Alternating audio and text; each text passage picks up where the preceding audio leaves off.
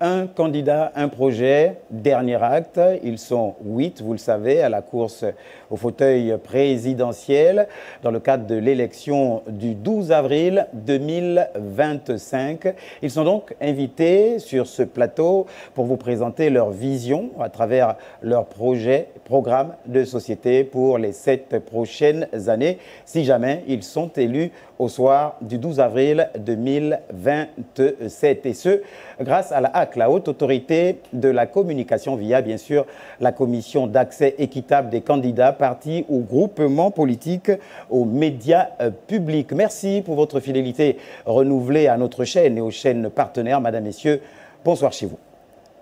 Un candidat, un projet reçoit ce soir le docteur Stéphane Iloko Boussengi. Bonsoir, monsieur le candidat.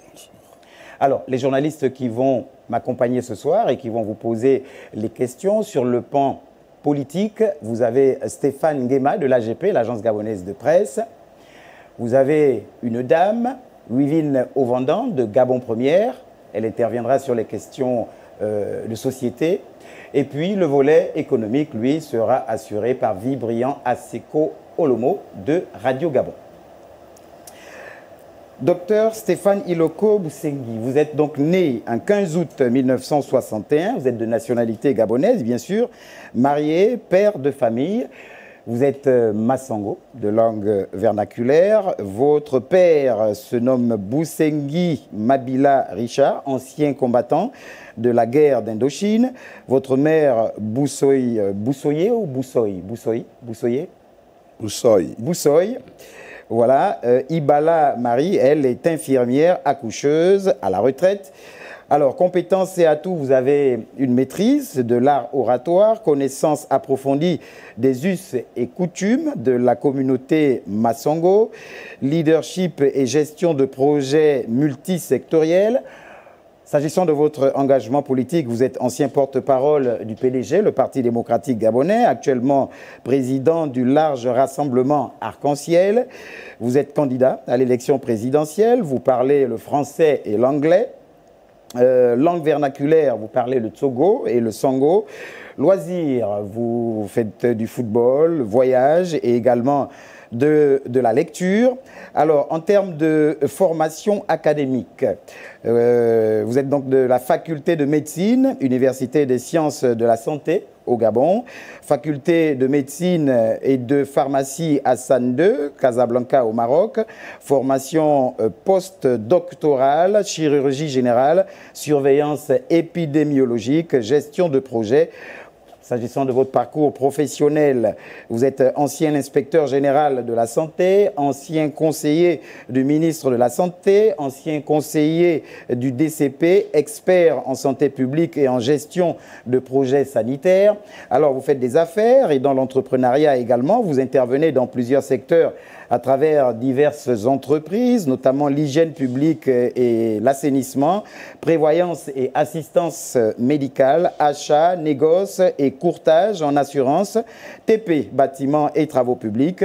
Vous avez fondé, sinon créé des sociétés ou dirigé également. On parle de Rato, de PAMG, de la centrale d'achat Genima Assurance, Genima BTP.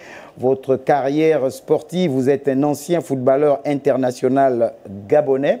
Vous avez été gardien de but notamment.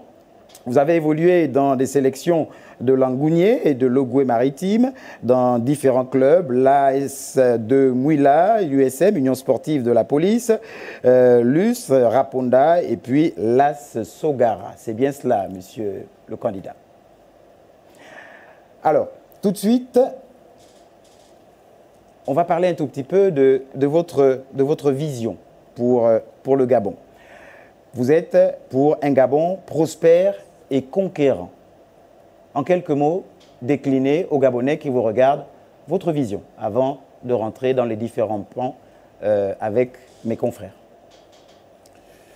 Bien, d'abord merci et je suis très heureux de me retrouver dans ce bel édifice qui sert bien sûr de porte-voix à notre pays, tant sur le plan culturel, social, économique environnementale. Votre maison, la Radio Gabon, ou la Radio Gabon, bien sûr, ou Gabon Première, est une fierté pour notre pays.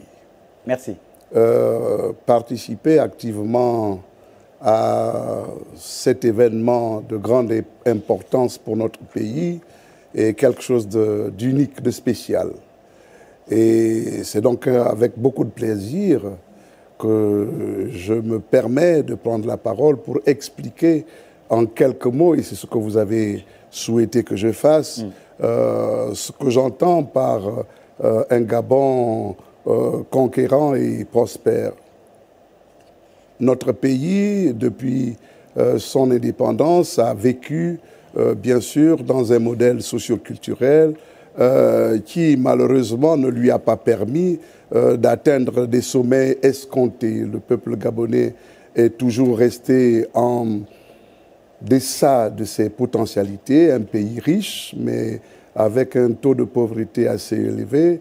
Il faut donc pouvoir, à partir des élections qui vont avoir lieu le 12 décembre, il faut pouvoir donner à notre pays, le 12 avril, autant pour moi, il faut donc pouvoir donner à notre pays sa réelle dimension, être capable, bien sûr, de s'occuper de nos personnes âgées, être capable de s'occuper de notre jeunesse. Vous savez qu'elle représente 65% de notre population. Donc il faut, pour pouvoir le faire, il faut une économie dynamique et il faut donc un pays prospère et bien sûr aller au-delà de toutes les attentes de nos populations et donc oser prendre le risque d'aller le plus loin possible. Donc être conquérant, essayer d'obtenir des nouvelles parts de marché. Donc c'est important que le Gabon s'inscrive dans une dynamique de performance, dans une dynamique de vision plus élargie et conquérante pour le pays et dans l'Afrique, dans la sous-région. Vous savez que nous sommes 2 millions d'habitants et c'est un handicap pour le pays. Alors, à la place, il faut essayer d'être plus agressif, il faut aller plus loin et il faut imposer notre modèle. Et je pense que nous avons les moyens à travers déjà les personnes qui sont là, les Gabonaises et les Gabonais, qui n'ont pas beaucoup de complexes à se faire vis-à-vis de leurs collègues de la sous-région. D'accord. Et justement, pour ce Gabon conquérant, Dr Stéphane Iloko, vous avez mis en place un programme qui tient compte de tous les pans que vous avez évoqués, notamment la politique, le premier axe que nous allons aborder ce soir, après la transition. Un candidat, un projet. Si vous nous retrouvez seulement maintenant, nous sommes ce soir avec le docteur Stéphane Iloko Boussengi. Docteur, alors, dans votre programme, en grand 1, vous parlez de la gouvernance et les réformes politiques et vous partez d'un constat. Vous dites ceci, inadéquation entre l'existence au plan national d'un arsenal de textes légaux et réglementaires et leur inapplication ayant pour conséquence une gouvernance moins performante.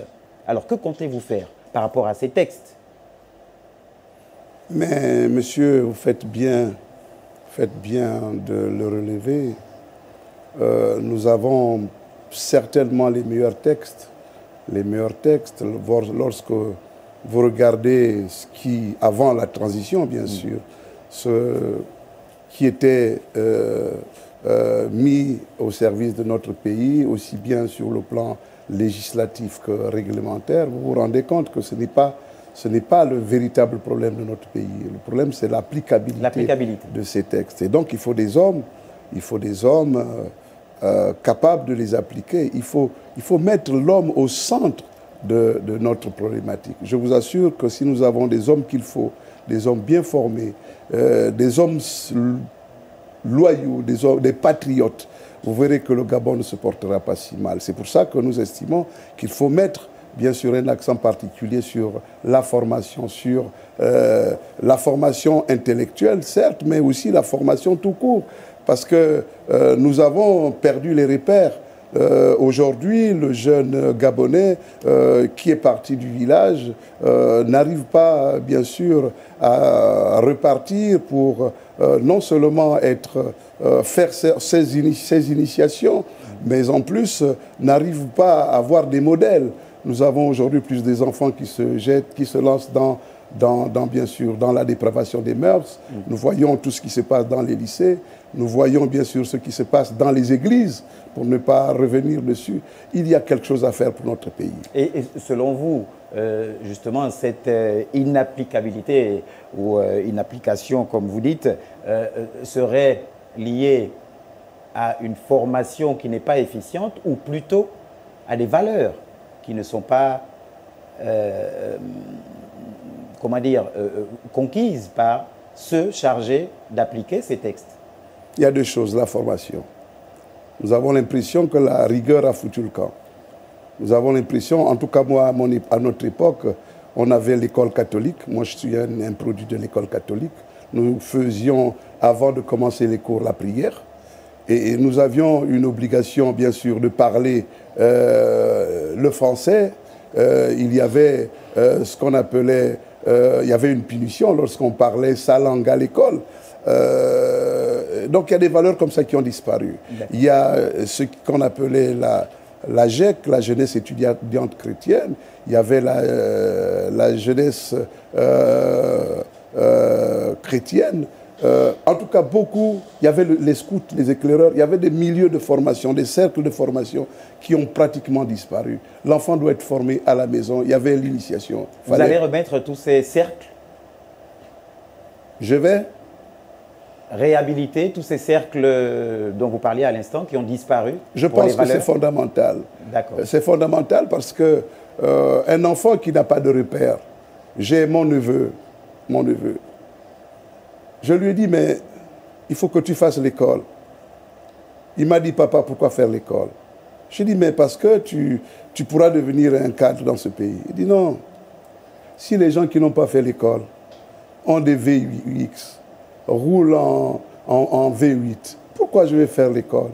S'ils boivent le champagne, pourquoi je vais faire? Voilà les repères que nous avons dans notre pays.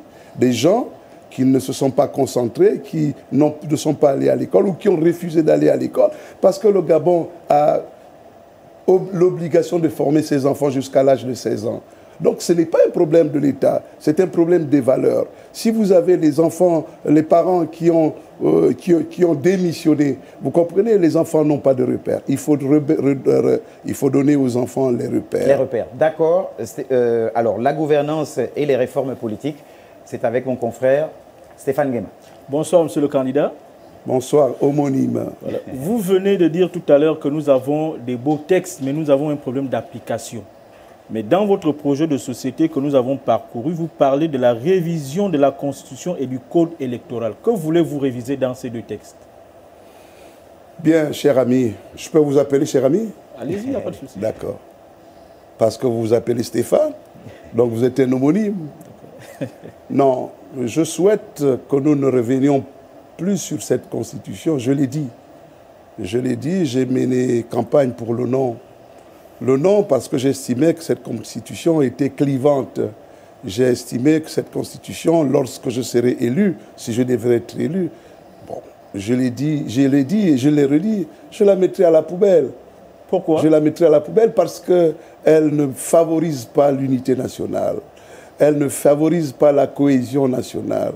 Elle ne favorise même pas, je veux dire, ne serait-ce que la séparation de pouvoir. Vous savez, monsieur, cher ami, je veux tout de suite vous dire qu'un président qui est à la fois président du Conseil supérieur de la magistrature, président de la République, président du gouvernement, chef de l'administration, monsieur, il ne peut pas, c'est pas possible. Conseil supérieur de la magistrature, ça a toujours été le cas.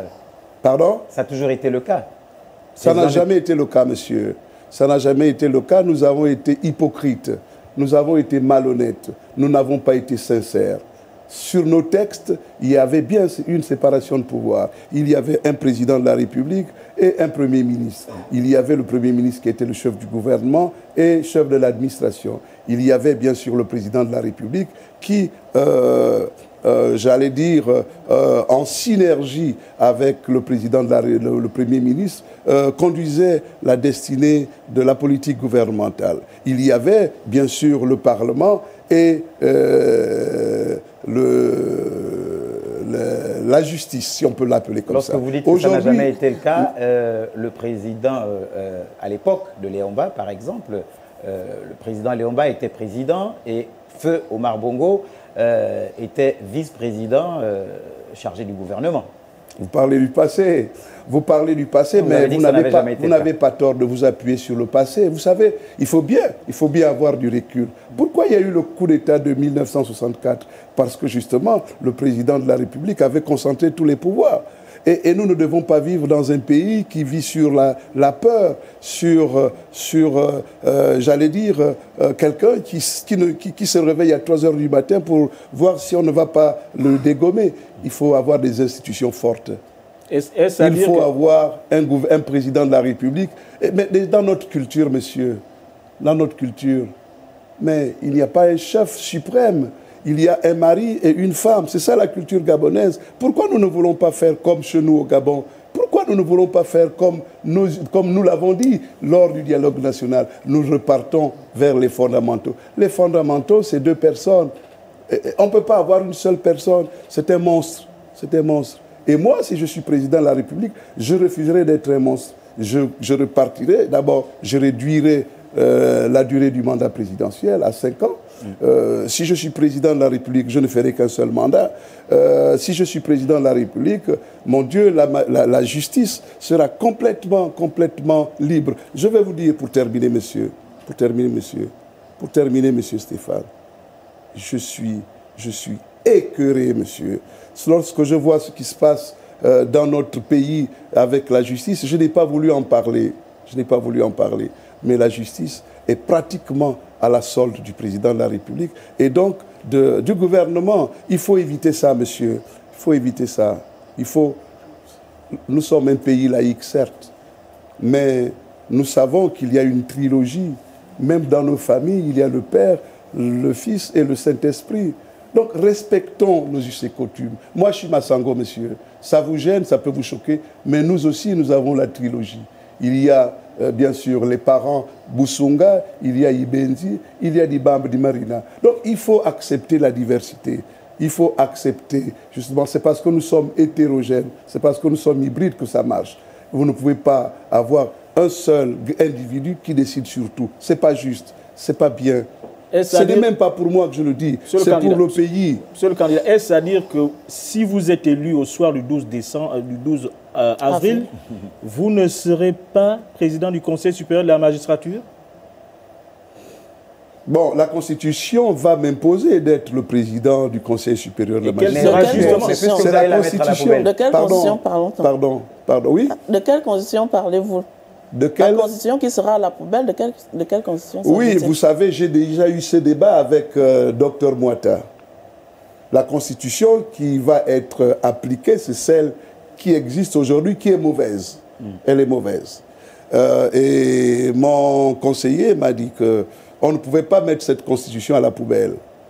Mais nous sommes dans un monde politique. Il faut bien taper fort pour éveiller, n'est-ce pas, les esprits. Nous allons modifier la Constitution. Nous allons toiletter, si vous voulez, dépoussiérer la Constitution. Je pense que tous les candidats aujourd'hui savent que nous sommes obligés de dépoussiérer cette Constitution. Donc vous ne serez pas président du Conseil supérieur de la magistrature? Non, mais la Constitution actuelle dit que je suis le président du Conseil supérieur de la magistrature. Et quel est le rôle que vous allez jouer puisque vous estimez que le président du Conseil supérieur de la magistrature a la mainmise sur la justice. Mais si vous êtes élu, quelle sera votre marge de manœuvre? Mais j'ai une très grande marge de manœuvre, monsieur. Je ne suis pas juriste. Qu'est-ce que je vais aller faire là-bas déjà? Qu'est-ce que je vais aller faire là-bas? Il y a des gars qui sont plus outillés que moi. Il y a des gars qui sont rompus à la tâche. Peut-être que le vice-président fera tout le boulot. Moi, je ne veux pas m'encombrer avec des histoires que je ne maîtrise pas, monsieur. Vous comprenez? Il faut que nous apprenions à faire ce que nous savons faire, monsieur. Et c'est pour ça que notre pays est allé à la dérive. Vous ne pouvez pas bricoler à un niveau du pays. Ne bricolons pas, monsieur. On voit un menuisier qui va faire la mécanique. Ce n'est pas responsable, monsieur. C'est du charlatanisme, ça, monsieur. Notre pays, vous êtes journaliste. Je ne serai jamais journaliste. Et je serai très mal à l'aise si je dois être directeur de votre journal, c'est Gabon Matin, l'agence gabonaise de presse. Qu'est-ce que je vais aller faire là-bas, monsieur? Qu'est-ce que je vais aller faire là-bas? Et pourquoi vous n'acceptez pas de mettre à la place l'homme qu'il faut à la place qu'il faut? Qui n'accepte pas? Pardon? Qui n'accepte pas? Lui me dit qu'est-ce que je vais faire. Qu'est-ce que je vais aller faire là-bas? Il ne veut pas que il veut que je sois président de l'ordre du Conseil supérieur de la magistrature. Je lui dis non, je ne comprendrai rien. Si c'est pour signer les affectations et les mutations, quelqu'un d'autre peut le faire. Stéphane, ne faisons pas comme ça. Notre pays a pris de retard, 56 ans, parce qu'on a bricolé, Stéphane. Monsieur le candidat, vous prévoyez également dans votre projet de société réduire le train de vie de l'État et vous parlez de la réduction de l'équipe gouvernementale. Vous aurez Je vous ai dit, s'il vous plaît, essayez de hausser le ton parce que non, vous parlez... Je ne vous influence pas, Stéphane. Non, il n'y a pas de... Non, vous ne m'influencez pas. Je dis, dans votre projet de société, vous prévoyez réduire le train de vie de l'État et vous parlez de la réduction des membres du gouvernement. Ils seront à combien si vous êtes élu? Stéphane, excusez-moi si je suis familier, excusez-moi. Non, c'est... Je voudrais que cette rencontre soit une rencontre bon enfant. Nous ne sommes pas en compétition, nous ne sommes pas en guerre. Nous parlons de notre pays. Tout à fait. Nous parlons de l'avenir de notre pays. Et nous nous connaissons tous.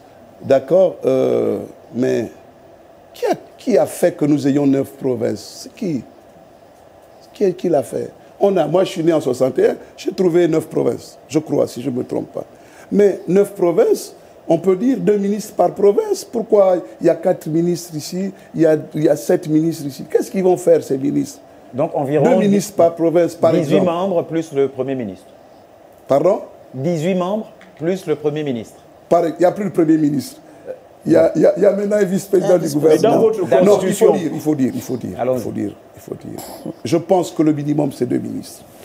Ça permettrait bien sûr de réduire le nombre de ministres. Je pense aussi que nous pouvons tenir compte de la démographie aussi quand même. Hein, quand on fait de la politique, il faut aussi tenir compte de la démographie et surtout et aussi des minorités. La géopolitique, c'est ça? Oui. Donc il faut faire en sorte que chaque province ait au moins 2 ministres. Et puis pour les provinces comme l'Estuaire, par exemple, où nous avons suffisamment de personnes, on peut mettre 3 ministres, effectivement avec le vice-président du gouvernement. Ce n'est pas la peine. Vous savez, le ministre de l'Environnement, le ministre de l'Habitat. C'est-à-dire que les départements à l'époque, des services sont devenus même des ministres. Ce n'est pas normal. C'est pas normal. J'ai vu par exemple à l'époque, il y avait le ministère du Plan avec 2 commissariats. Le commissariat à l'aménagement du territoire et je pense le commissariat au plan. À un moment, puisqu'il fallait loger les amis, on a mis le commissariat à l'aménagement du territoire. Il est devenu ministère. Mais à l'époque, c'était le plan avec 2 commissariats. Vous voyez? Non, il faut que nous soyons plus rationnels. Et donc, en réduisant le nombre de ministres, d'abord, nous allons renforcer l'importance du ministre. Et puis, nous allons réduire même le traitement. Mais ce n'est pas tout. Ce n'est pas tout. Il ne s'agit pas que des ministres. Vous prévoyez aussi de réduire les députés et les sénateurs. Monsieur, à combien? Nous avons 150 députés. On nous propose... À quoi ça sert 150 députés? Je pense qu'aujourd'hui, nous avons, par exemple, pour ne parler que de Mimongo, nous avons 2 sièges. Ils ne se portent pas si mal que ça. Si nous faisons 2 députés par siège, nous avons 48 départements. Ça fait 96 députés. Si nous prenons un député puisque les Gabonais de l'étranger aussi doivent être représentés, si nous prenons un député par zone, il y en a 5 par exemple, on ferait 96 députés plus 5, ça ferait 101 députés. Déjà, c'est assez, monsieur. Mais vous savez le vrai problème, ce n'est pas le nombre de députés d'ailleurs. Nous avons des députés qui, à la limite, ne peuvent pas détruire ou démonter le travail des ministres. Vous savez ce qu'il y a dans un ministère? Il y a le ministre, il y a le secrétaire général, il y a les directeurs généraux. C'est ça le ministère. Et il faut un travail extraordinaire. Cette équipe fait un travail extraordinaire. Donc vous prévoyez... Stéphane, allez-y. Stéphane, pourquoi tu veux m'interrompre, mon cher? Non, allez-y. Laisse-moi aller au bout de ma logique ou bien... Allez au bout. Alors c'est pas grave. Non, c'est pas grave. C'est pas grave. Stéphane, tu voulais dire quelque chose? Vas-y. Non, je voulais ajouter que vous prévoyez, si vous réduisez le nombre de parlementaires, ça veut dire que vous allez redécouper. Vous allez faire un redécoupage. Oui, mais je voulais, si vous me permettiez, allez-y. Est-ce que je te tutoie ou je te vous vois? Qu'est-ce que tu veux? Peu importe. Peu importe. Non, qu'on soit d'accord, parce que je ne veux pas être condescendant. Il n'y a pas de condescendance, docteur, au contraire, c'est comme Alors, vous l'avez donc, dit, c'est bon Stéphane, enfant. j'étais en train de dire qu'il faut réduire le nombre de députés. Ça, c'est la première chose. Mais qu'il faut renforcer les cabinets des députés. C'est ce que je voulais dire. Parce que nous avons un attaché parlementaire, nous avons une assistante. Ce sont des gens qui ne peuvent même pas aider le député à interpréter la loi. Et les députés ne sont pas forcément suffisamment formés pour interpréter la loi. Donc il faut donner aux députés les moyens intellectuels. Déjà intellectuels, je ne parle pas des moyens financiers, hein, les moyens intellectuels pour pouvoir vraiment analyser, juger, arbitrer les avis des membres du gouvernement. Alors, vous réduisez le nombre de députés, mais vous renforcez l'équipe. Où est vous savez combien coûtait où est député? la réduction alors du Vous train de savez vie? combien coûtait député? Mais nous avons depuis 2009 des gens, des hauts cadres qui sont assis à la maison et qui sont payés. Ils vont le 25 pour prendre l'argent à la banque. Ils ne font rien parce que le tsunami, en 2009, a mis tout le monde dehors. Nous avons des gens qui attendent la retraite à la maison ou qui sont partis à la retraite en étant à la maison. Ces gens-là, on peut les utiliser. Excusez-moi, c'est l'une des meilleures promotions, c'est l'une des meilleures générations. Les générations de 1960 à maintenant ont été, à mon avis, très bien formées. Et ces générations sont à la maison. Je suis presque, on dirait, le porte-étendard de cette génération-là. Nous avons été bien formés, mais on nous a laissés à la maison depuis 2009. Donc ce que je suis en train de dire, c'est qu'il faut réduire le train de vie de l'État, mais aussi, surtout, bonifier la qualité du service de l'État. Donc, moi, j'estime qu'un président de la République qui a 270 millions par mois quand même, par mois, 270 millions de francs CFA, qui a des fonds de souveraineté, je trouve ça démentiel. Et je pense que là, c'est vous qui le dites ou c'est inscrit, docteur? C'est inscrit quelque part? Pardon? 270 millions par mois, c'est inscrit quelque part ou c'est vous qui le dites? Mais c'était le salaire d'Ali Bongo Ondimba. 270 millions de francs par mois. Et il avait des fonds de souveraineté. Ce n'est pas moi qui le dis, hein. Ça a été dit, on peut le découvrir. Donc ce monsieur-là, qui est gabonais, comment il fait avec 270 millions de francs? C'est démentiel. Et en un an, en 10 mois, il a 2 milliards 700 millions. Et vous pensez que ça n'obère pas les finances publiques, ça n'obère pas les... Il faut être sérieux, monsieur. Il faut être sérieux. Un médecin ne peut pas gagner 270 millions de francs CFA par mois. Et donc, il est hors de question d'imaginer que moi, président, j'aurai des... C'est grossier. C'est grossier, monsieur. Et ce n'est pas sérieux. Okay. Monsieur le candidat, il y a aussi... Est-ce qu'on a essayé de donner suffisamment d'éléments pour réduire le train de vie de l'État? C'est-à-dire qu'on réduirait le nombre de ministres, le nombre de députés. Moi, je ne suis pas pour supprimer le Sénat. Et pour le Sénat, oui. Parce que vous n'êtes pas allé jusqu'au bout de ma démarche. Je ne suis pas pour supprimer le Sénat. Je suis pour réduire le nombre de députés et de sénateurs. Si vous mettez un sénateur par département, vous aurez 48, sinon 51 sénateurs. On n'aurait pas autant... Nous faisons aussi un peu dans le copinage. C'est pas bien. Il faut avoir des règles, il faut avoir des normes. Et c'est ça qui va faire avancer notre pays. Si nous avons des normes, nous les appliquons tous, sans distinction, sans discrimination, Stéphane. Notre pays a besoin d'un peu de nettoyage. Nous ne sommes que 2 millions d'habitants. Nous sommes trop. D'accord, monsieur le candidat. Il y a aussi dans votre projet de société, notamment dans le volet politique, la lutte contre la corruption. Comment vous allez la mener concrètement? Vous pensez que c'est impossible de lutter contre la corruption? Pensez-vous même? Non, mais lorsque vous posez cette question, vous donnez l'impression de vous trouver devant un mur. C'est un mur, c'est impossible, ça ne peut pas se faire. Non, alors, on veut savoir quel mécanisme vous mettrez en place. Mais il faut mettre les gens en prison. Corruption zéro. Il ne faut pas tolérer la corruption, monsieur. Tu ne voleras pas, tu ne tricheras pas. C'est chrétien, c'est biblique. Pourquoi vous voulez permettre aux gens de corrompre les autres? C'est biblique que vous êtes un initié. Pardon? Vous dites c'est biblique que vous êtes un initié. Vous l'avez dit. Vous êtes un traditionnaliste. Je vous ai parlé de la Trinité. D'accord. Je vous ai parlé de la Trinité. Et la Trinité, c'est biblique. Et je vais vous parler de ma culture. C'est la Trinité. C'est la Trinité. On va dire, Musunga, c'est le père.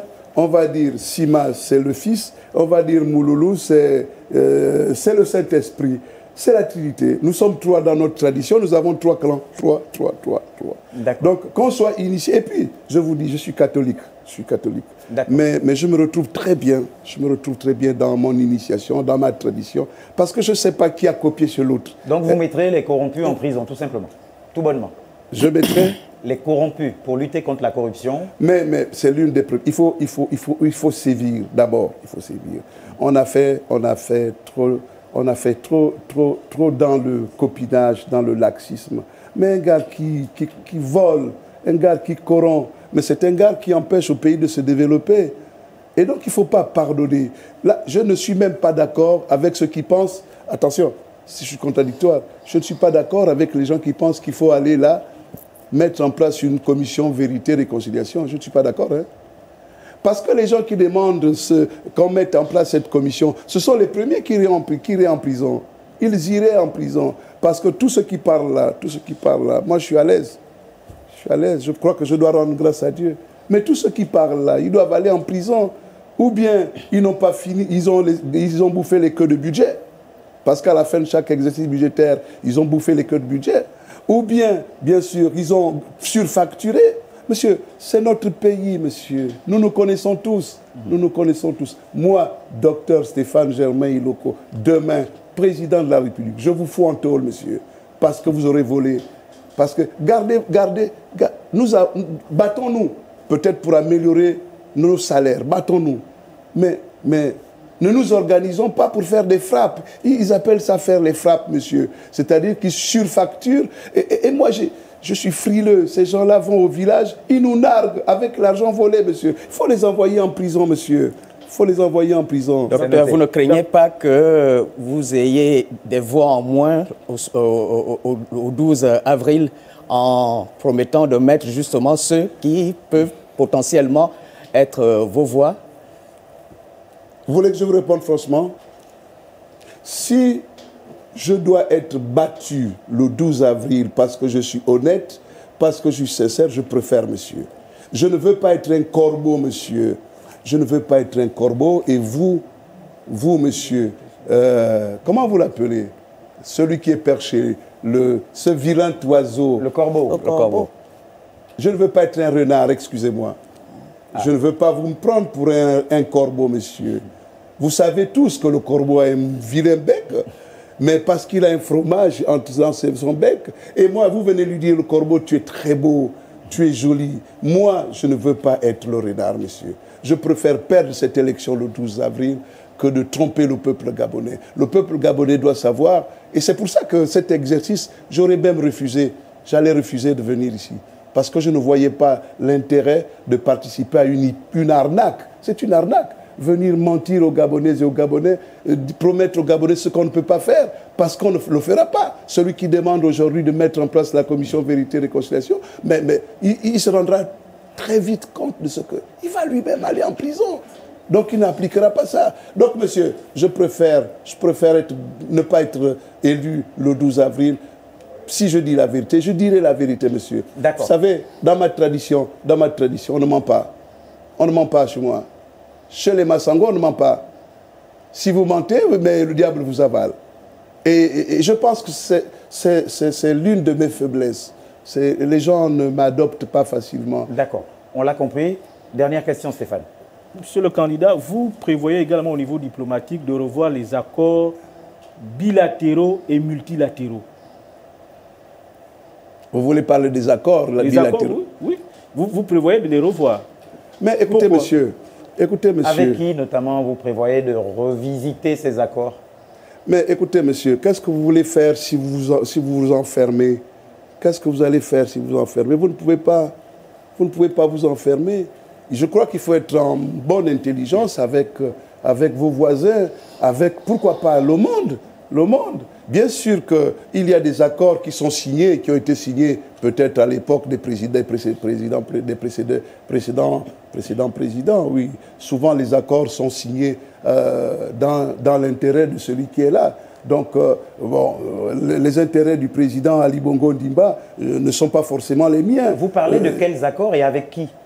Avec tout le monde. Pourquoi vous voulez préciser avec qui? Vous avez une idée de qui je dois absolument revoir, avec qui je dois absolument revoir les accords? Vous avez une idée? Par exemple, nous sommes une ancienne colonie française.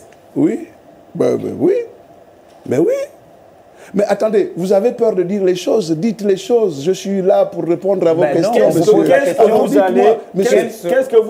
Qu'est-ce que vous allez revisiter dans les accords? Tout. D'abord, vous savez, deux personnes ont signé des accords. En 60, par exemple, c'était pas Bongo, c'était Léomba et De Gaulle, par exemple. Léomba est mort. De Gaulle est mort. Comment voulez-vous mettre et continuer à appliquer des accords que des défunts ont laissés? Et puis, aujourd'hui, on est à l'ère de Macron et du futur président. J'imagine que c'est moi, par exemple. Comment voulez-vous que j'applique, moi, les accords de Macron et du président de la transition? Pourquoi? Si, bien sûr, les accords signés entre le président de la transition et le président français vont dans le sens de l'intérêt supérieur du pays, et donc, parce que moi, mon intérêt ne compte pas beaucoup aussi, il faut qu'on l'accepte. Moi, je veux être un président différent. Je veux être un président différent, monsieur. On l'a compris. Ma petite personne ne compte pas, monsieur. Mais croyez-moi, elle ne compte pas. Ceux qui me connaissent savent que je n'ai pas de place. Je n'ai pas de place. Merci. Monsieur le Président, une toute dernière. Je prends plaisir à vous écouter. Madame, articulez. Vous êtes loin de moi, articulez, madame. S'il vous plaît. Docteur Iloko, oui. Nous prenons plaisir à vous écouter. Je vois une position tranchée, position nette. On mettra des gens en prison. Mais pourquoi ne pas avoir fait ces propositions lorsque vous étiez conseiller du DCP, par exemple, lorsque vous étiez porte-parole du PDG, par exemple? On aurait aimé avoir ces ces propositions. Pourquoi aujourd'hui? Pourquoi après le 30 août? Ne vous excitez pas, madame. Excusez-moi, j'ai l'impression que vous êtes passionnée, mais rassurez-vous, je n'ai pas changé. Ceux qui me connaissent, Stéphane me connaît, je n'ai pas changé. Je suis irréductible. Mais vous savez aussi que nous sommes dans un système, on va dire, démocratique. Si vous êtes à 4, 3 pensent que c'est bien. Vous êtes seul à penser que c'est mal. Il faut être Stéphanie, il faut être ma fille, pour penser que seul, on peut faire bouger les lignes. Je vais vous dire pourquoi je dis ça. Parce que l'ouverture de notre campagne, notre adversaire devait ouvrir sa campagne à Angodje. Et nous avons notre QG à Amboé. Nous étions sûrs que cette ouverture de la campagne au stade de l'amitié drainerait tout le monde. Et donc, organiser une activité pendant cette période-là, c'était presque voué à l'échec. Oui. Et Stéphanie a dit qu'elle va organiser notre meeting d'ouverture. Vous parlez de votre fille, là? Ma fille, oui, elle est là, ma fille. Notre directeur de campagne. Alors, voilà, il faut être elle, il faut être un peu têtu, il faut être un peu fou pour s'opposer à la majorité. Non, moi je pense que je suis fou, parce que ma fille détient ça de moi, je pense, mais avec l'âge, j'ai compris qu'il faut savoir laisser la place aux autres. J'étais au PDG, madame. Vous savez, je n'ai pas honte d'avoir été au PDG. Et c'est d'ailleurs par cette formation du PDG qui me met aujourd'hui devant vous. Je suis à l'aise lorsque je parle de notre pays. Et j'ai toujours dit que les choses ne marchaient pas au PDG, madame. Vous savez, j'ai eu 27 de tension, madame. J'ai eu 27 de tension. Le 20 janvier 2020, parce que le PDG m'a torturé. J'étais de ceux qui pensaient que ce qui était fait n'était pas bien. Je n'ai jamais pactisé avec ces mafieux-là. Je ne me suis jamais... C'est d'ailleurs pour ça que je n'ai pas eu beaucoup de promotion dans notre parti. Je suis le même, madame, je n'ai pas changé. C'est Giulio Iglesias qui le disait. Vous n'aimez pas m'entendre parler, monsieur le coordonnateur. Pourquoi vous m'interrompez à chaque fois? Non, parce qu'il faut effectivement évoluer. Vous m'avez provoqué, il ne fallait pas m'inviter. Non, nous devons évoluer, effectivement. Nous encourageons à ce que cet échange se poursuive dans cette ambiance bon enfant. Qu'à cela ne tienne, on va parler économie. après la transition du côté de la régie. Un candidat, un projet, et nous sommes toujours avec le docteur Stéphane Iloko Boussegui dans une ambiance plutôt conviviale. Allez, on va parler économie et je vais tout de suite donner la parole à Vibrien Seko Olomo de Radio Gabon. Merci Martial. Bonsoir, monsieur le candidat. Bonsoir. Ça fait plaisir que vous soyez aussi détendu. Au moins, vous n'aurez pas 27 de tension ce soir. Je vais vous dire franchement, depuis que j'ai retrouvé la parole, depuis que je fais à la limite ce qui me plaît, je prends les médicaments parce que je suis astreint à prendre les médicaments, mais je me sens mieux. Très bien, je suis à l'aise ici. Je me retrouve avec des gens que je connais et des gens qui veulent encore un peu plus pour notre pays. Je suis très heureux. Très bien, monsieur le candidat. Alors, nous allons faire juste un petit retour en arrière. Bien avant vous, hein, c'est le clap de fin ce soir. Bien avant vous, vous avez eu vos prédécesseurs à votre place. Une question nous vient à l'esprit, monsieur le candidat. Y a-t-il des points de convergence entre votre projet de société et celui de vos prédécesseurs quand vous faites un peu le tour de ce qui a été dit au cours de cette émission? En parlant bien sûr du volet économique. En parlant bien évidemment du volet économique. Mais messieurs, nous sommes des Gabonais, nous sommes tous des Gabonais. Nous n'allons pas réécrire l'histoire. Il serait prétentieux, monsieur, d'imaginer que je viendrais faire, je ne sais pas, l'apologie d'une nouvelle économie du Gabon. Nous connaissons les problèmes du Gabon. En réalité, on ne devrait même plus nous demander de faire un projet de société. Nos aînés, Mbabe Solo, ont réfléchi sur les problèmes du Gabon. En 93. En 98, les Mambundu et tous les autres ont réfléchi sur le Gabon. Mais tout ça balance. En 2005, Omar Bongo et les autres ont réfléchi sur le Gabon, les Maganga Moussavou. On arrive en 2000, après 2005, c'est 2009. On a des très bons projets de société. Mais qu'est-ce qui fait? Qu'est-ce qui manque? Peut-être la volonté, peut-être la détermination, peut-être aussi les conflits d'intérêts. Vous savez, monsieur, j'ai mal. J'étais en France. Et j'étais en évacuation sanitaire avec mon enfant. Et puis, j'ai visité un salon, monsieur. Et dans ce salon, j'ai découvert du matériel de traitement de déchets biomédicaux, monsieur. J'ai monté un projet. Vous allez me dire quel est le lien, où est le lien entre l'économie et... Je vais vous prouver le lien. Allons-y, on vous le concède. Pardon? On vous le concède, monsieur le candidat. Et donc, j'ai amené le projet au Gabon. J'ai réussi à avoir un investissement, un financement. C'était 9 milliards de francs CFA, avec des conditions exceptionnelles. 9 milliards de francs CFA, avec 2 ans de différé et surtout une fixité au niveau du taux de change. Ce projet-là permettait aux hôpitaux du Gabon, cliniques privées, hôpitaux publics, de traiter les déchets. Mais surtout de créer de l'emploi, surtout de créer la richesse. Parce que le kilo de déchets traités coûte à peu près 50 000 francs. D'accord? Mais puisque monsieur le directeur de cabinet de l'époque, qui avait le visa d'opportunité, n'a pas trouvé utile de faire passer le projet n'a pas prospéré. Donc, au Gabon, ce n'est pas un problème économique, c'est peut-être un problème de choix. Et donc, voilà, c'est vous qui devez poser la question. Et je réponds très franchement, je ne suis pas meilleur que mes 7 autres compatriotes. Et les Gabonais vous écoutent et vous regardent au travers Radio Gabon et vous regardent à la télévision ce soir. Quelles sont vos 3 premières actions pour relancer l'économie hors pétrole, monsieur le candidat? Ah, l'économie hors pétrole.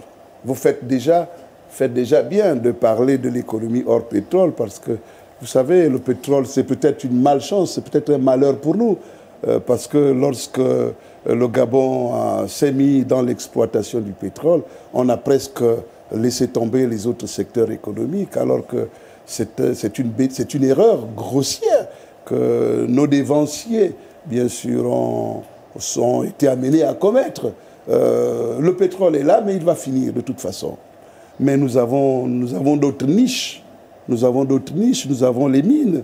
Et le Gabon est un pays béni de Dieu. Je ne sais pas, vous êtes chrétien? Je suis chrétien. Vous croyez en Dieu? Bien évidemment. Ouais, mais c'est une chance. Comme vous d'ailleurs. C'est une chance, oui, c'est une chance d'être Gabonais, monsieur.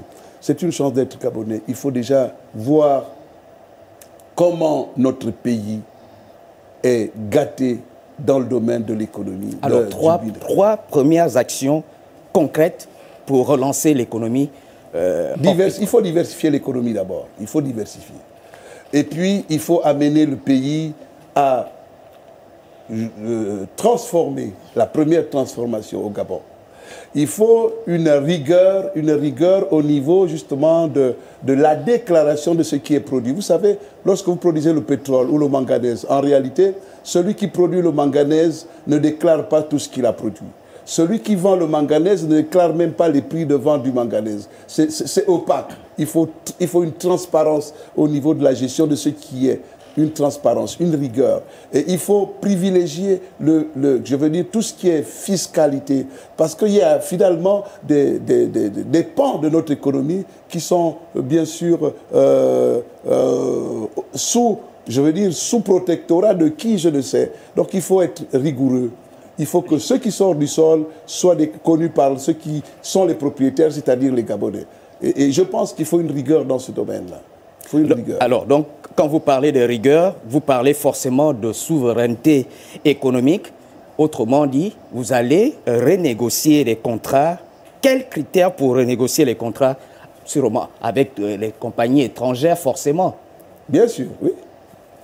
Quels seront les critères? Mais d'abord, il faut placer l'intérêt du Gabon avant toute chose. Qu'est-ce que je gagne dans un contrat d'exploitation d'une mine d'uranium ou d'une mine de manganèse? Qu'est-ce que le Gabon gagne?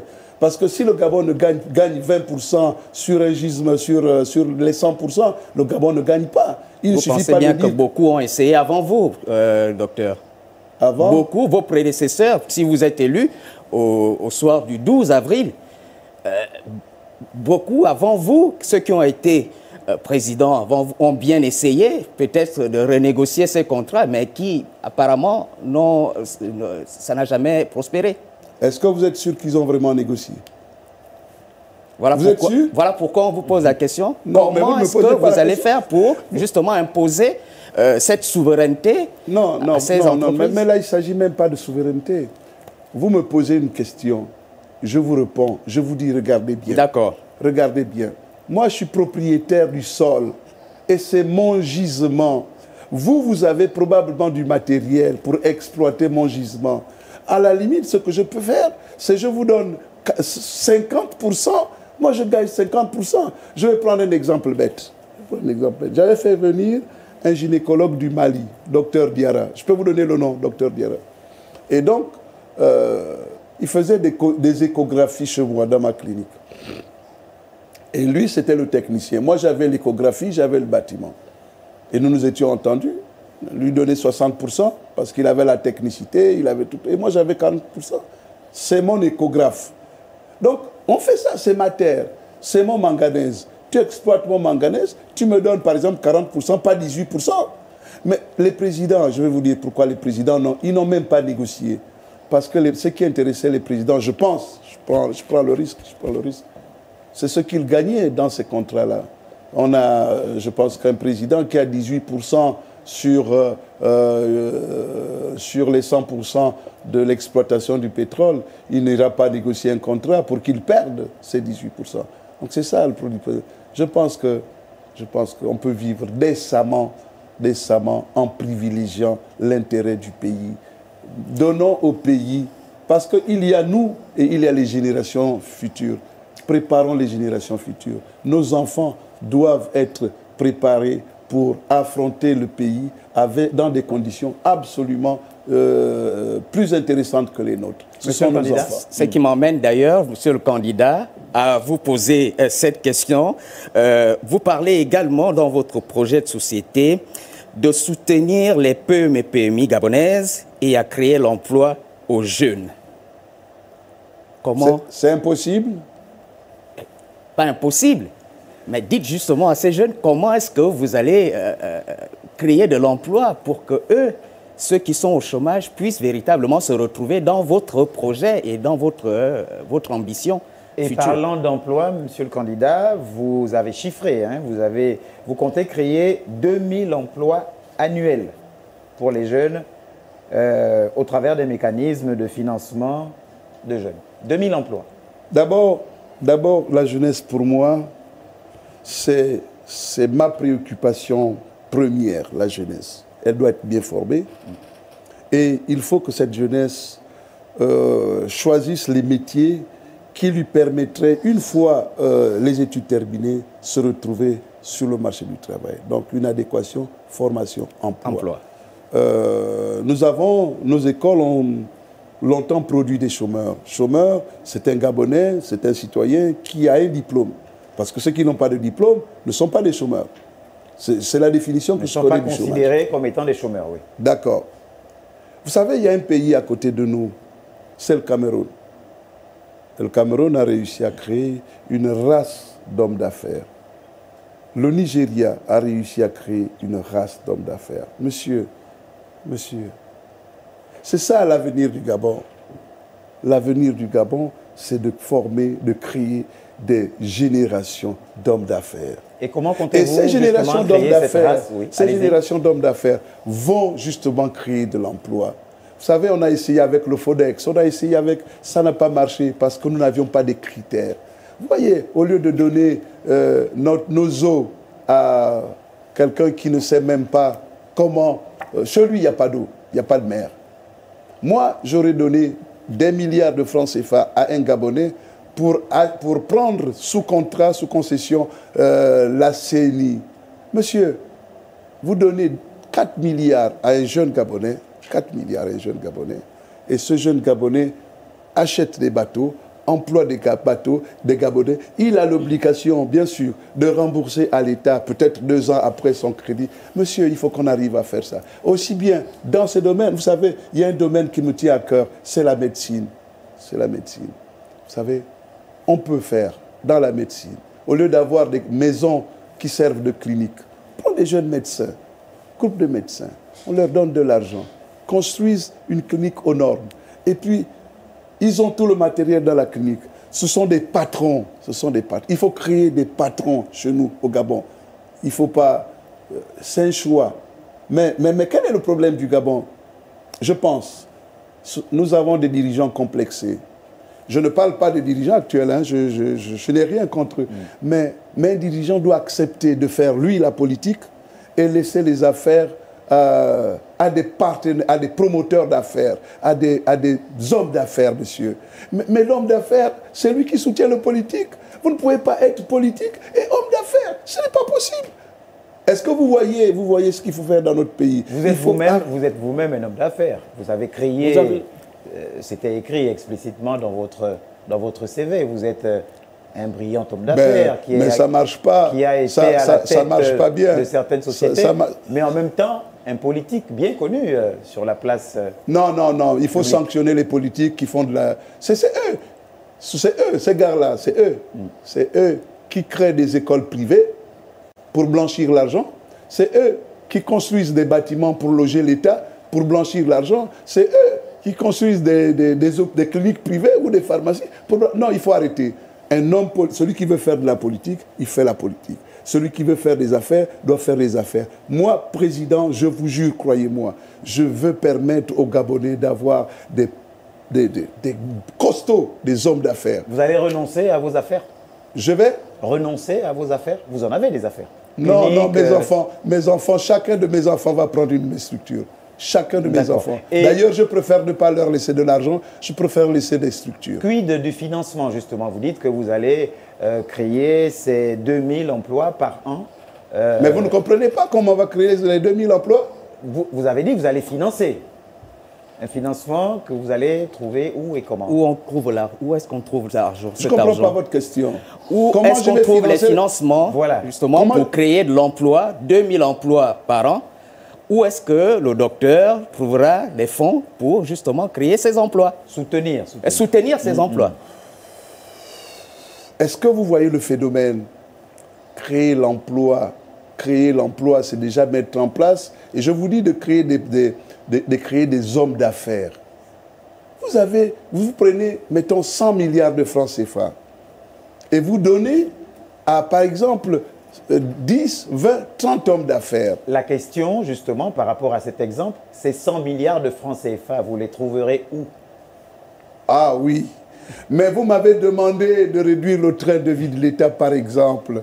Vous m'avez dit, si nous réduisons le nombre de députés, si nous réduisons le nombre de sénateurs, si nous réduisons le nombre de ministres, si nous réduisons le nombre des conseils du président de la République, et si nous réduisons toutes les fantaisies, il y a des fantaisies que le président de la République est obligé de mettre en place pour essayer de façonner son image. Un président de la République ne vient pas ici pour être beau. Il ne vient pas ici pour plaire, il vient ici pour travailler, monsieur. Si on réduit le train de vie de l'État, mais cet argent-là, il va bien servir à quelque chose.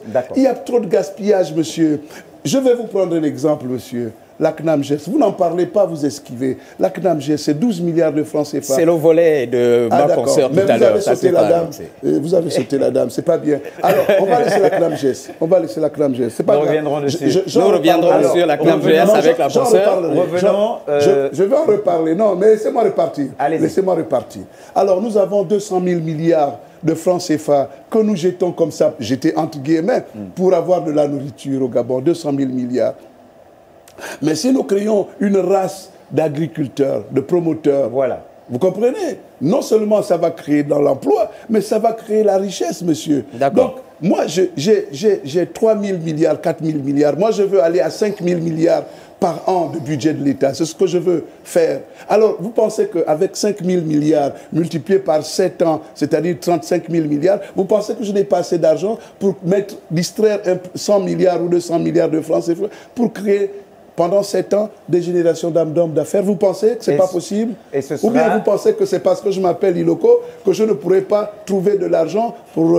il faut aussi dire des choses comme vous voulez. Peut-être que je n'ai pas la bouille. Tout en pensant à vos obligations régaliennes envers vos partenaires extérieurs, ce qui m'emmène justement, docteur, à cette question martiale. Je crois que c'est la dernière. Oui. Quelles mesures urgentes, docteur, pour assainir les finances et régler la dette? Mais d'abord, je ne sais pas pourquoi les Gabonais fantasment sur la dette. Je ne sais pas pourquoi on fantasme sur la dette. La dette s'élève à plus de 7 000 milliards aujourd'hui. Mais la dette, c'est la dette. Sauf que ceux qui ont pris cet argent ont pris pour aller le placer dans les paradis fiscaux, pour sortir les petites métisses, pour bien sûr s'envoyer en l'air avec du chanvre. Ils n'ont fait que ça. Mais ce sont des gars à poursuivre. Allons-y sur les mesures urgentes, docteur. Pardon? Les mesures urgentes pour assainir justement les finances et régler le problème de la dette. Mais je vous ai dit, évitez de détourner l'argent. Déjà, mettez les gens qui sont corruptibles ou qui corrompent en prison. Vous allez voir qu'il y aura peu de... Vous donnez les marchés sans même respecter les conditions de passation de marché.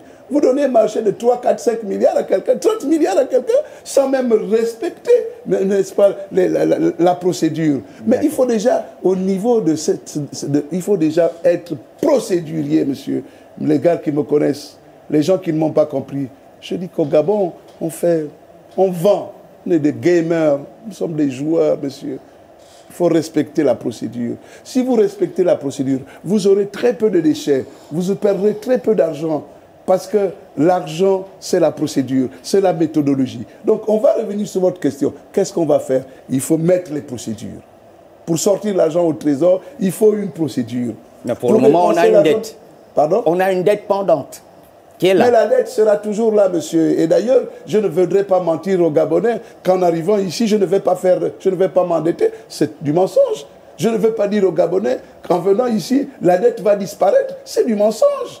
Mon Dieu, si j'ai des chantiers à mettre sur place, moi par exemple, je pense que je vais mettre en place un tramway, 2 lignes de tramway, une qui part de Toum pour la capitale et une qui part de Vedo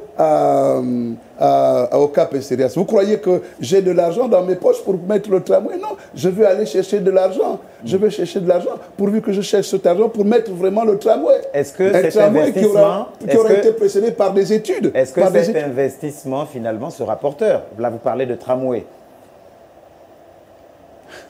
Lorsqu'on s'endette pour investir, est-ce il que faut vous que me ça soit permettez de rire? Est-ce que vous me permettez de rire?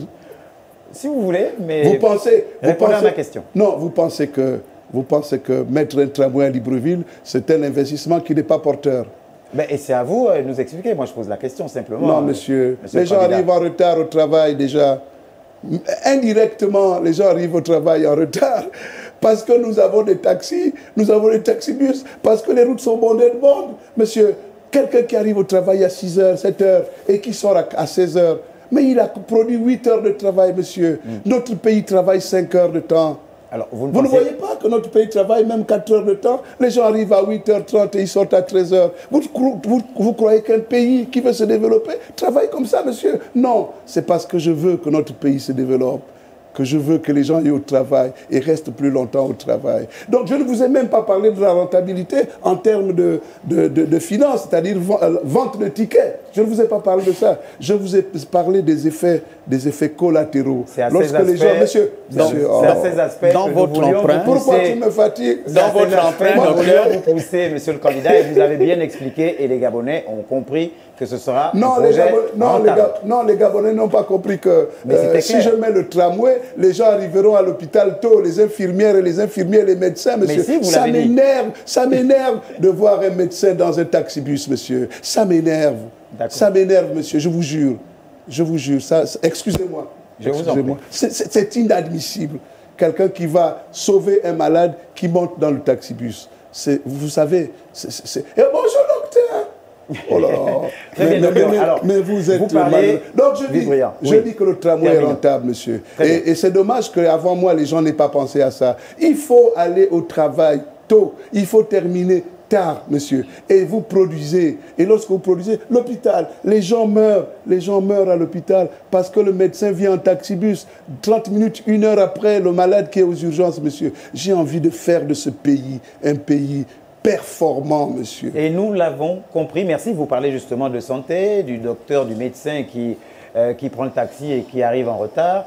Une bonne transition, justement, pour embrayer sur le volet société après la transition. Et là, il y a un truc là. Voilà, nous revenons sur ce plateau. Nous sommes toujours dans une ambiance bon enfant, justement, avec le candidat de ce soir et le dernier de cette série de Un candidat, un projet, le docteur Stéphane Iloko Boussengi. Alors, docteur, justement, pour cette transition, vous parliez de la santé, de ce médecin, de ces médecins qui, malheureusement, arrivaient en retard et ça pouvait occasionner l'irréparable.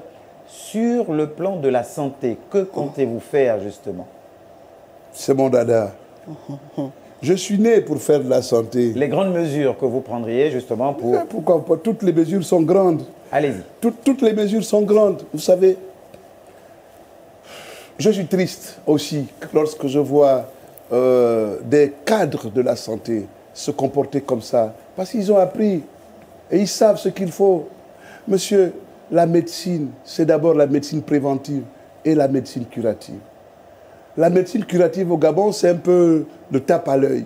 On construit les bâtiments, on n'y met rien dedans ou on n'entretient pas. Mais il faut arriver à prévenir la maladie d'abord. Et il faut mettre l'accent sur la médecine préventive. Vous savez, monsieur, et je disais à quelqu'un, la médecine scolaire,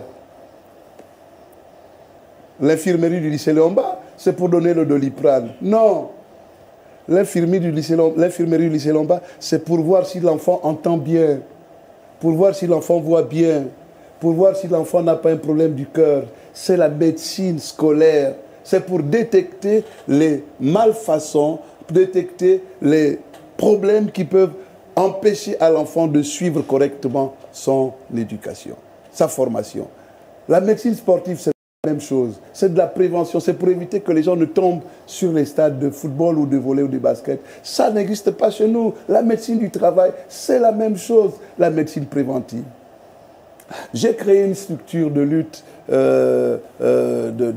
comment on appelle ça, d'hygiène publique et d'assainissement. La lutte contre le paludisme, elle peut passer d'abord par la prévention.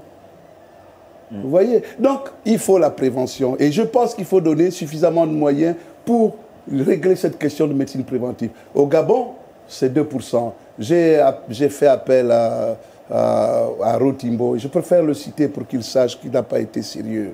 Ce n'est pas un bon Gabonais. J'ai demandé à monsieur... Ce n'est pas la tribune. Non, c'est une tribune. Monsieur, je ne suis pas venu ici pour m'amuser. Allez-y.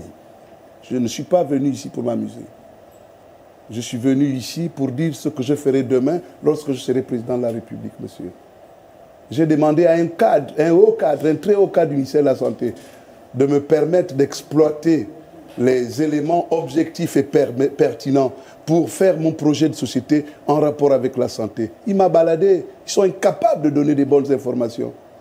Et il faut qu'ils soient malheureux aujourd'hui parce que tout le pays sait qu'il n'a pas été capable d'être un Gabonais différent.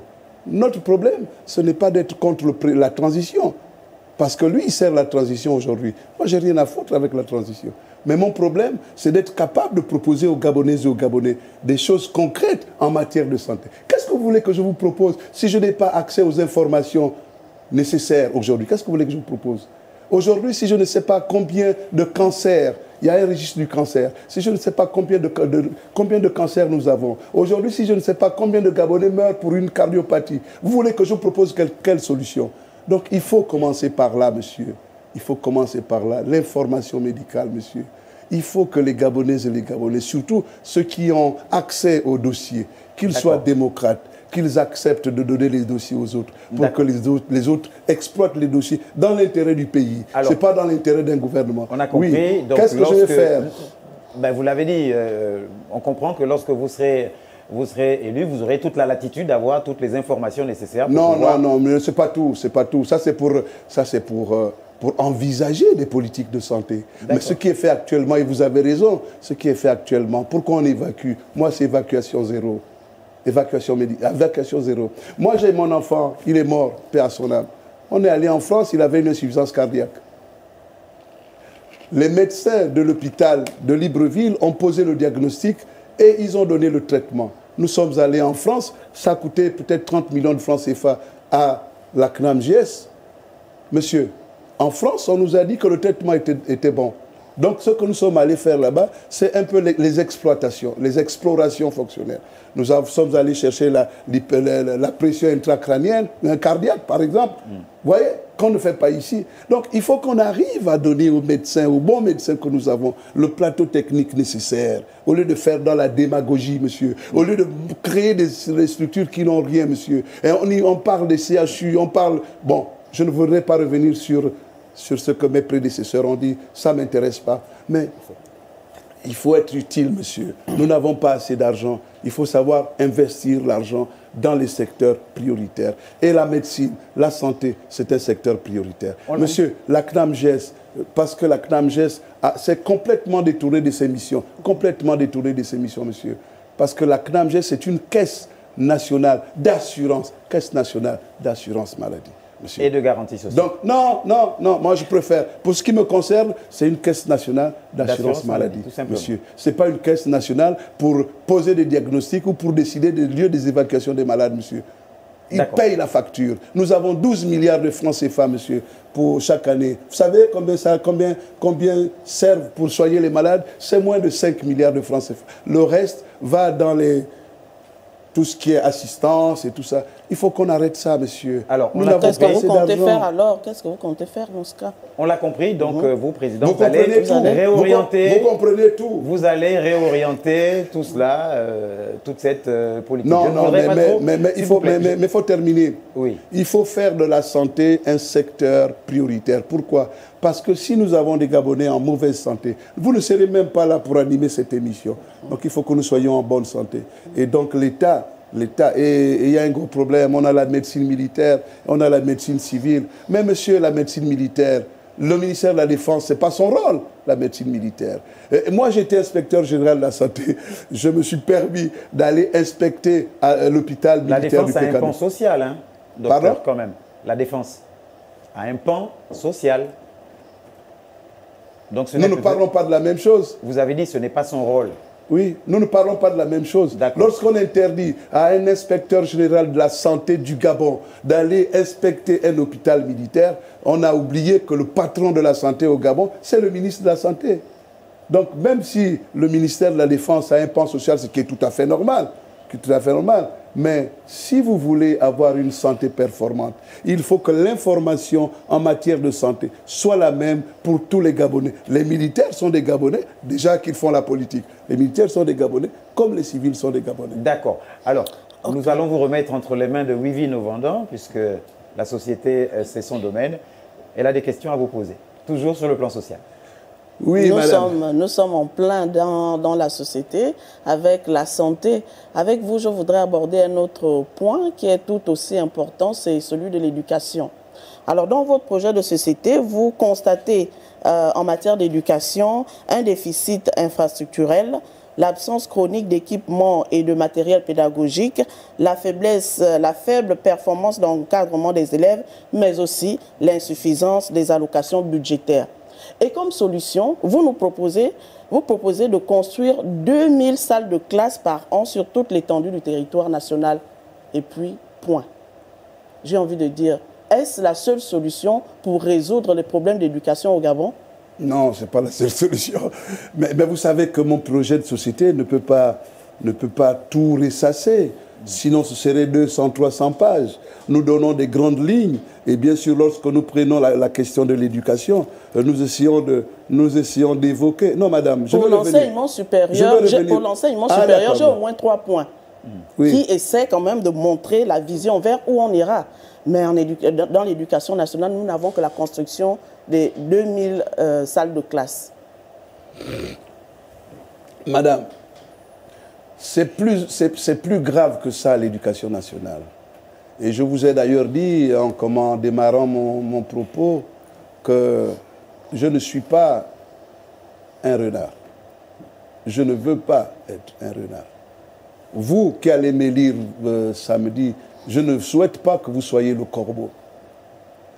La question des salles de classe, de la situation des salles de classe pléthoriques, est voulue par nous les politiques.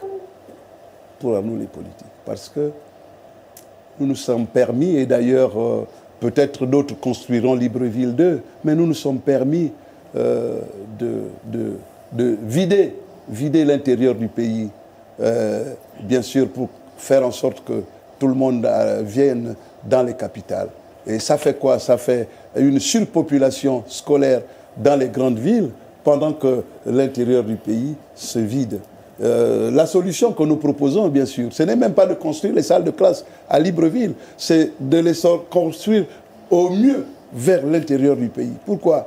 Parce que l'intérieur, il faut tout faire pour ramener les populations de la capitale pour l'intérieur du pays. S'il y a du grand banditisme, s'il y a les braquages, c'est parce qu'ici les gens se cherchent, alors qu'à l'intérieur du pays, c'est vide. Je vous prends l'exemple de Dibandi. Il y a 3 salles de classe pour 6 niveaux. Si on doit construire 3 autres salles de classe, construisons-les à Dibandi. Comme ça, ça ferait une classe par niveau. Donc, il faut construire les salles de classe parce que nous avons le nombre très élevé des élèves dans les établissements publics. Mais madame, moi, je suis allé plus loin. Je ne l'ai pas écrit. L'école gabonaise est pratiquement à 5 niveaux. Vous avez l'école conventionnée laïque, vous avez l'école conventionnée privée, vous avez l'école publique. Donc, on forme les enfants pour quel pays? C'est pour le Gabon. Donc, il faut essayer d'harmoniser tout ça, madame. Et regardez-vous à votre époque ou moi à mon époque, nous n'avions pas les cours de soutien. Aujourd'hui, nous avons des cours de soutien. Aujourd'hui, nous avons... Mais qu'est-ce qui a changé? Parce que les enseignants eux-mêmes, mais ils cherchent à arrondir les fins du mois. Un cours de soutien, ça donne 20 000 francs par enfant. Si vous avez 20 enfants, ça vous fait 400 000 en plus de votre salaire. Donc, il y a toute une organisation mafieuse qui fait que les gens se débrouillent. En fait, c'est la débrouillardise. Donc, il faut essayer d'organiser tout ça là pour faire en sorte que les salles de classe qui manquent, qu'elles ne manquent pas à Libreville, que nous les Et puis, il faut faire en sorte que les enseignants qui vont à l'intérieur aient des meilleures conditions de vie. Regardez, j'étais à Tchibanga hier. Il n'y a pas de banque. Pas de banque à Tchibanga. Donc les gens de Tchibanga, même l'instituteur, il vient prendre l'argent à Mouila et il repart à Tchibanga. Bon, on a l'impression même que lorsqu'on est affecté à l'intérieur du pays, on est sanctionné, on part en prison. Donc il faut une justice, il faut une équité. Et il faut donner la même chance à tous les enfants. Il faut privilégier l'école publique parce que l'école privée, tout le monde ne peut pas la payer. Elle coûte cher. Nous n'avons pas forcément de bons salaires. Donc, madame, la question de l'éducation, c'est une question très importante. Si nous voulons avoir un pays performant, un pays conquérant, nous devons avoir des enfants bien formés. Et aujourd'hui, regardez ce que nous avons eu avec la Young Team. La Young Team, coordonnateur général des affaires présidentielles. Mais c'est un cuisinier, madame. On ne peut pas être performant quand on est cuisinier. Le cuisinier, c'est à la cuisine, madame. Le cuisinier, ce n'est pas le coordonnateur des affaires présidentielles, madame. Le directeur de cabinet des présidents de la République, ce n'est pas un gestionnaire immobilier, madame. Mais c'est ça qu'on nous a offert. Madame, le directeur de cabinet des présidents, ce n'est pas un BTS en comptabilité. Voilà comment le pays, 14 ans, bien sûr, s'est empêtré dans une sorte de désolation indescriptible. Et soyons sérieux. Privilégions l'éducation de nos enfants, la formation de nos enfants. Et faisons des modèles, cherchons des modèles. Je ne suis peut-être pas un modèle. Alors, docteur, un autre pan de la société qui est tout aussi important, c'est celui de la vie chère. La vie chère, c'est bien évidemment le panier de la ménagère. La vie chère, c'est le logement. La vie chère, c'est le transport. Docteur, à chaque fois que le consommateur en parle, on nous a souvent sorti la mercuriale. La mercuriale étant les prix fixés, les prix maxima, la concurrence jouant donc en deçà. Mais une fois les contrôleurs de la DGCC, une fois après leur passage, eh bien, les prix reviennent à la normale simplement parce que les commerçants disent ne pas entrer dans leurs bénéfices. Alors, qu'est-ce que vous entendez? Qu'est-ce que vous allez nous proposer pour lutter contre la vie chère? Madame, vous, à la place du commerçant, vous ferez quoi? Vous, madame, à la place du commerçant, qui attend le départ du fonctionnaire du commerce, vous ferez quoi? Vous en pensez quoi, docteur? Vous ferez quoi? Moi, oui. Je ferai ce que le commerçant fait. Pourquoi? Alors, quelle solution? Qu'est-ce que vous proposez alors? Voilà, moi je vais vous donner la solution. J'étais inspecteur général de la santé. Je ne comprends pas des gens qui ne sont pas qualifiés, les gens qui n'ont pas une expertise. Ils vont contrôler des questions de santé. La mairie de Libreville. Voilà, l'hôtel de ville de Libreville. Envoie des gens... Je m'arrête? Non, allez-y. L'hôtel de ville de Libreville, madame. Ce sont nos codes. Envoie des gens sur le terrain pour contrôler, madame. Vous savez, en Massango, on dit, hein, madame. En Massango, on dit, garde. À Sakri, on dit, yojingand. C'est-à-dire que vous ne pouvez pas écouter deux personnes en même temps. Vous m'avez posé la question, je vais vous répondre. Vous regardez votre coordonnateur. Je m'arrête ou je continue? Non, ça ne vous concerne pas. Nous avons nos codes justement pour mener l'émission. Vous parlez, il n'y a pas de souci. Les Gabonais vous suivent. Ce n'était pas pour vous distraire. Bon, alors madame, je suis en train de vous dire qu'il faut qu'on arrête ces contrôles intempestifs. Le ministère de la Santé par le service d'hygiène publique et d'assainissement contrôle. La mairie de Libreville par le service d'hygiène contrôle. La Gaza par le système de contrôle. La DGCC contrôle. 4. Mais madame, lui il taxe, ils sont même malhonnêtes. Ils ne sont pas sérieux. À la limite, il cherche les pénalités. Donc lui, il vient pénaliser. L'autre vient pénaliser. Mais qui va perdre? C'est le commerçant? Non. J'avais proposé à l'époque de faire une sorte d'équipe multisectorielle. Et cette équipe descendrait en même temps sur le terrain. La DGCC verrait ce qui est en rapport avec la DGCC. L'inspection d'hygiène chercherait ce qui est en rapport. Et s'il y a des taxes, s'il y a des amendes, qu'on les ferait là et on mettrait l'argent au trésor public. Ce n'est pas ce qui se fait. Moi, j'ai vu des gens taxer, facturer des choses, en fait, qui n'existent pas. Mais ça, c'est dans tous les secteurs. Lorsque le gars de Gabosep lorsque Gabosep fait l'objet tous les 6 mois, c'est-à-dire que le véreux infirmier qui se fait passer pour un médecin, il vient vous faire des vaccins tous les 6 mois. Tous les 6 mois, vous payez. Mais lui, il doit répercuter ça sur le prix du cercueil, sur le prix du traitement du corps. Moi, j'ai attrapé l'infirmier qui faisait, je ne veux pas vous donner son nom, il travaille à Gabosep, le carnet de vaccination. Il faisait des vaccins tous les 6 mois. J'ai dit, monsieur, je me fous en tôle. Il a développé la tension. Donc, madame, il faut le train de vie de l'État, nous n'allons pas nous disperser. La cherté de la vie commence d'abord par réduire le nombre de contrôles.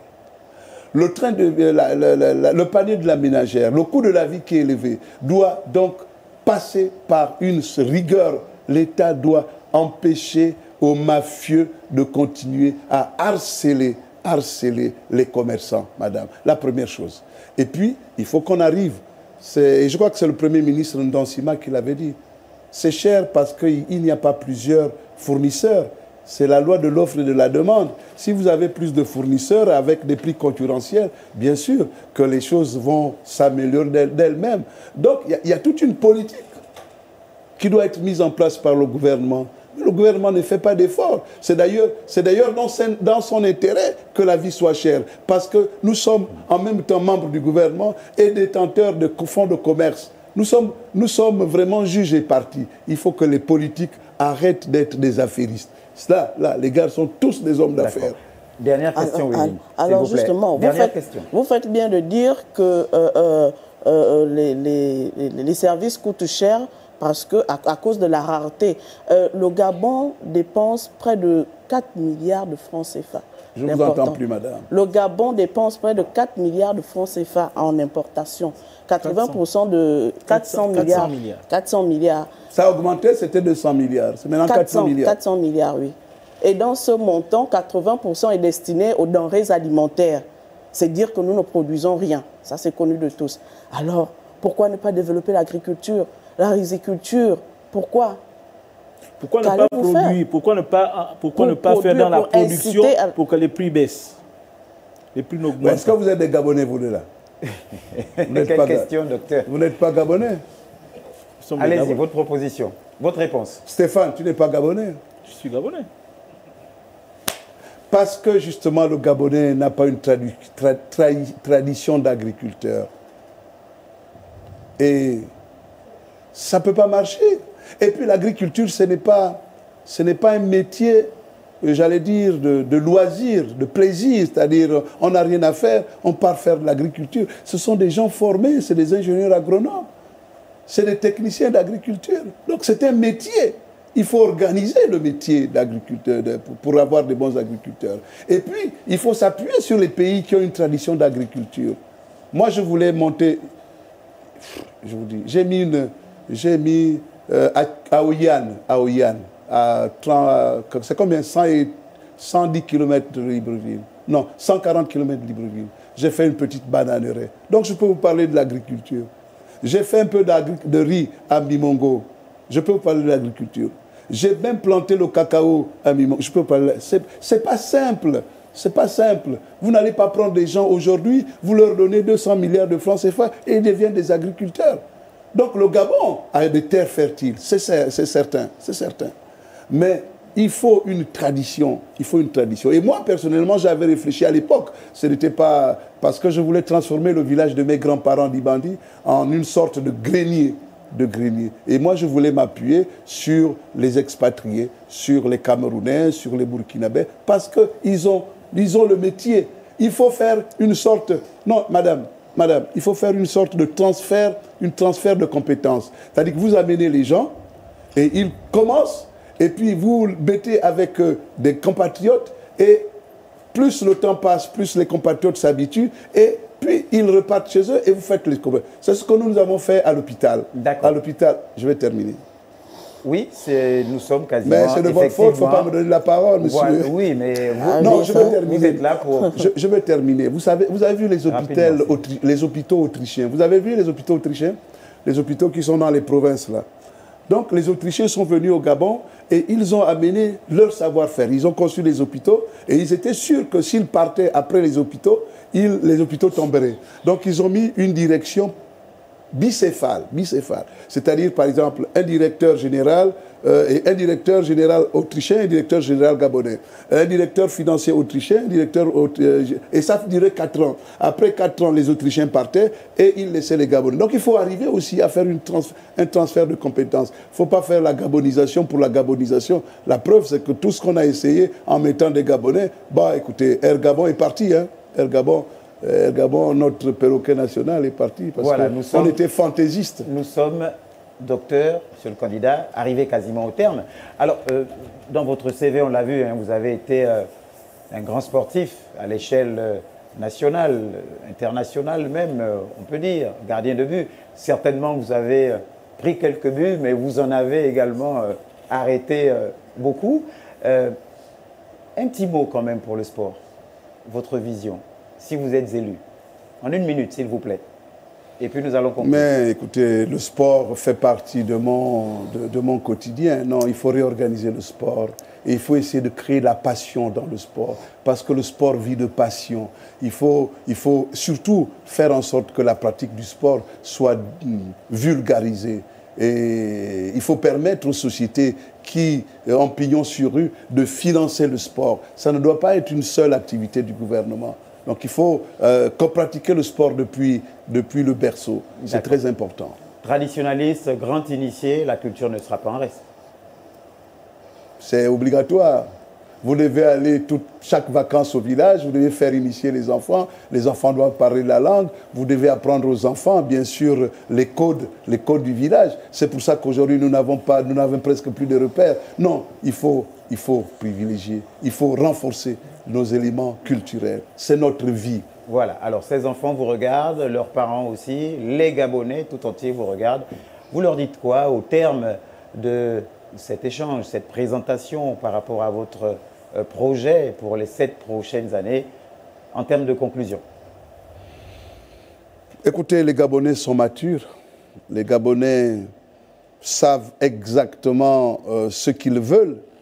Les Gabonais sauront trouver dans... Parlez-leur directement.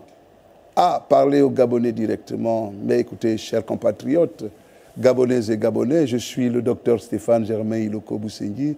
Je suis candidat à l'élection présidentielle du 12 avril 2025. Vous m'avez vu sillonner le Gabon. Je suis allé du nord au sud et de l'est à l'ouest. Je pense que je fais partie des rares candidats à cette élection qui ont sillonné toute la République et tout le pays. Vous avez mon projet de société et vous savez ce que vous voulez pour demain, pour le Gabon, pour cette post-transition. Je vous ai proposé de soigner le Gabon parce que le diagnostic qui a été fait est un diagnostic accablant. Nous avons les moyens, nous avons les outils pour bien sûr remettre notre pays sur les rails et faire de ce pays un pays envié, Vous savez que le Gabon a toujours été présenté comme un Eldorado. Nous avons peut-être pris des chemins différents à cause de nos égos, peut-être, à cause, bien sûr, de nos choix. Recentrons les choses et faites-moi confiance. Je pense que j'ai la solution et cette solution, je vous l'ai proposée dans mon projet de société. Cette solution, j'attends d'ailleurs que vous veniez l'enrichir après le 12 avril parce que nous parlerons non pas du docteur, mais nous parlerons du Gabon. Et le Gabon, c'est inclusif. Le Gabon, c'est nous tous. Le Gabon, c'est bien sûr la prospérité. C'est bien sûr tout ce qu'il y a de positif. Je vous remercie. Si j'ai été, si j'ai heurté la susceptibilité de certains compatriotes, que ces compatriotes m'en excusent, ce n'était pas du tout volontaire. J'étais très heureux de vous parler aujourd'hui. Je vous assure, je ne voulais même pas m'asseoir sur ce fauteuil parce que j'estimais que je parlais à la République et je devais me mettre tout petit et debout. Je voulais être en tenue traditionnelle, mais j'ai compris que la HAC a exigé que nous soyons en tenue de ville. Donc voilà, merci. Merci d'avoir pris du temps pour m'écouter. Merci. Merci à vous, monsieur le candidat, et très bonne chance au soir du 12 avril 2025. Merci à la HAC, la Haute Autorité de la Communication, via la Commission d'accès équitable des candidats, partis ou groupements politiques aux médias publics. Merci à toute l'équipe technique qui nous aura accompagnés depuis le 3 avril. Merci à tous les techniciens, tous les journalistes qui se sont succédés, Armstrong Agaya, Pakita Love Bibalou, Patricia Lydie Moulet, Marielle Biogou. Merci à Vibrien Aseko Lomo, bien sûr Wivine Auvendance, Stéphane Nguema. Merci à vous, chers téléspectateurs. C'était le dernier numéro de Un candidat, un projet. On se retrouve bien sûr sur Gabon Première et les chaînes partenaires le samedi, toute la journée pour le vote et puis pour la grande nuit électorale. Bonne suite des programmes sur notre chaîne et à très prochainement. Chaque planète a sa propre guerre.